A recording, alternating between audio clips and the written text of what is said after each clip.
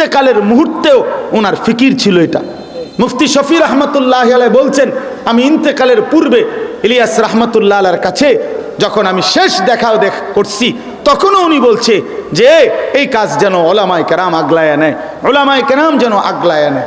এই জন্য ওলামায়ে কেরাম থেকে বিচ্ছিন্ন করে দাওয়াত ও তাবলীগের কাজ করার স্বপ্ন যারা দেখতেছে, তারা মূলত দাওয়াত ও তাবলীগের কাজের জন্য না, বরং দাওয়াত ও তাবলীগের এই কাজ চলমান এই মেহনতকে কলঙ্কিত করা, ভেঙ্গে দেওয়া, উম্মতকে ছিন্ন বিচ্ছিন্ন করা, এর জন্যই ইহুদিরা, খ্রিস্টানরা, ইসলাম বিরোধী দুশমনরা, আল্লাহর দুশমনরা সাদ নামের একজন ভণ্ড ব্যক্তিকে ভাড়া করছে। এটাই সত্য, এটাই সত্য। সারা পৃথিবীর লক্ষ লক্ষ, একজন দুইজন না, একজন দুইজন না, লক্ষ লক্ষ আলেমের সম্মিলিত সিদ্ধান্ত এটাই, সাদ নামের দিল্লির ওই ব্যক্তিটা ভণ্ড ভণ্ড ভণ্ড ভণ্ড ভণ্ড। এটা মুনাফিক, এটা মুনাফিক।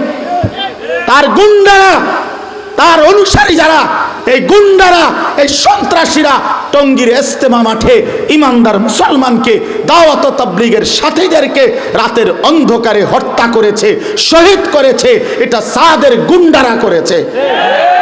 অতএব এটা মনে রাখতে হবে, এই ভণ্ড, এই মুনাফিক, এই প্রতারকের অনুসারীরা ইনশাআল্লাহ বাংলার জমিনে টিকবে না। ইনশাআল্লাহ সারা বাংলাদেশ থেকে সাদের অনুসারীরা একদিন না একদিন বিতাড়িত হবেই হবে, হবেই হবে, হবেই হবে ইনশাআল্লাহ।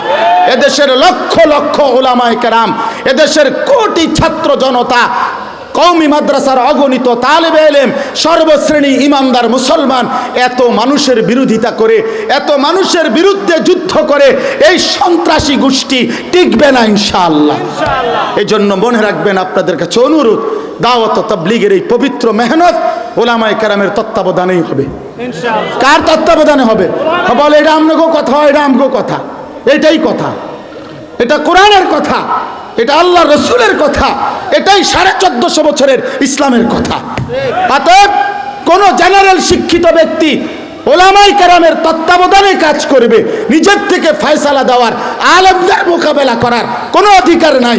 ওয়াসিফ নামের এই ব্যক্তি আমাদের মাওলানা জুবাইর সাহেবকে চিঠি দেওয়া, মতামত ব্যক্ত করার কোনো অধিকার তার নাই। বেটা তুমি কিসের বেটা? মাওলানা জুবাইর আলেমে দ্বীন, তুই বেটা কে? বেটা তো আলেম না বেটা, সে বুদ্ধি দেয়, সে চিঠি দেয়, পরামর্শ দেয়, তুমি কে? তুমি দাওয়াত ও তাবলীগের তত্ত্বাবধানে, ওলামাদের তত্ত্বাবধানে কাজ করবা, তুমি পৃথক একটা শক্তি দাঁড় করাইলা কেন? এরকম শক্তি পৃথিবীতে, এরকম এরকম গোষ্ঠী পৃথিবী নতুন না। অসংখ্যবার 1450 বছরের ভিতরে ইসলামের বিরুদ্ধে, কোরআনের বিরুদ্ধে, ওলামায়ে কেরামের বিরুদ্ধে এরকম বহু ষড়যন্ত্রকারী দাঁড়াইছে। দুই একজন নামধারী লেবাসদারি মৌলবি ভাড়া করিলেই একটি কাফেলা ইসলামের নামে চলে না। এই জন্য ওই একজন ওসামা আর একজন মুআজ, এই সমস্ত দুই একজন ভ্যাকধারী ছদ্মবেশী মৌলবি ভাড়া করিলেই এত লক্ষ উলামায়ে কেরামের এই মেহনত বৃথা হইতে পারে না। এটা মনে রাখতে হবে। সোহরাওয়ার্দী উদ্যানে লক্ষ লক্ষ আলেম ওলামা, সাধারণ ইমানদার মুসলমান, বাংলাদেশের সমস্ত শীর্ষ বুজুর্গ ওলামারা একসাথে হয়ে বলে নাই তাইলে? এই জন্য আমরা অনুরোধ করছি সবার কাছে, উলামায়ে কেরাম থেকে বিচ্ছিন্ন হয়েন না। বলেন ইনশাআল্লাহ, বলেন ইনশাআল্লাহ। আগামী 31শে জানুয়ারি, 1 ফেব্রুয়ারি, 2 ফেব্রুয়ারি বিশ্ব ইজতেমা। বলেন আলহামদুলিল্লাহ। কত তারিখ বলেন? 31শে জানুয়ারি।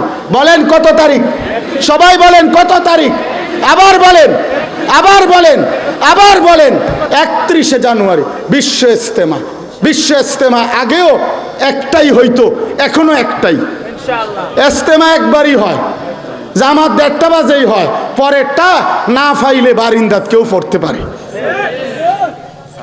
1:30-এ জোহরের জামাত, এরপরে যদি কেউ না পায় তাইলে পরে কেউ যদি বারিন্দাত বা উডানে অন্য কোথাও জামাত করে, সেটা ভিন্ন কথা।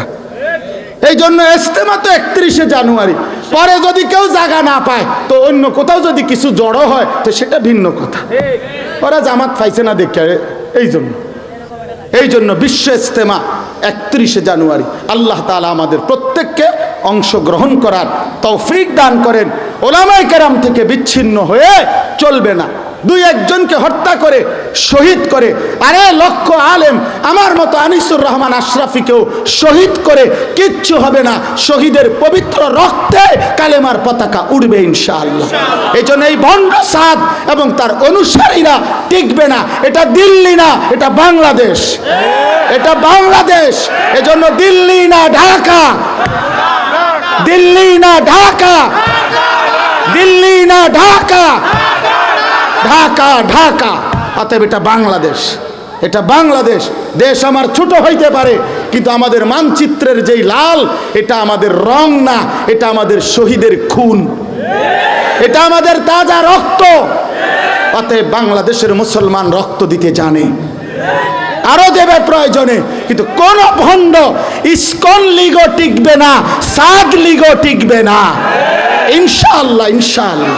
আল্লাহ তাআলা তৌফিক দান করেন। আল্লাহ তাআলা আজকের মাহফিলকে কবুল করে নেন। এই ভণ্ডদের প্রতারকদের হাত থেকে উম্মতে মুসলিমাকে ওলামাদের কাছে আল্লাহ তাআলা তত্ত্বাবধানে থেকে ঈমান আমলের মেহনত করার তৌফিক দান করেন। আমিন। সুবহানাল্লাহ। আলহামদুলিল্লাহ। সম্মানিত উপস্থিতি,